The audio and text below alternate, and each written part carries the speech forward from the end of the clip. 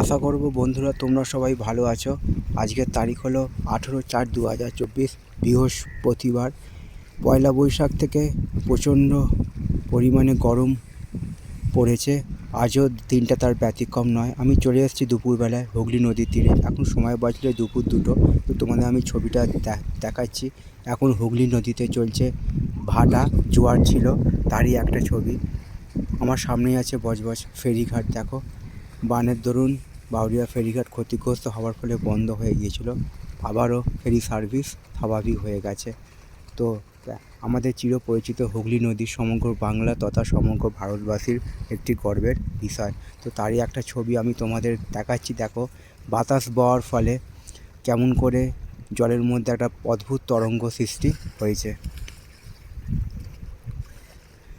গরম সকাল থেকে প্রচণ্ড পড়েছে।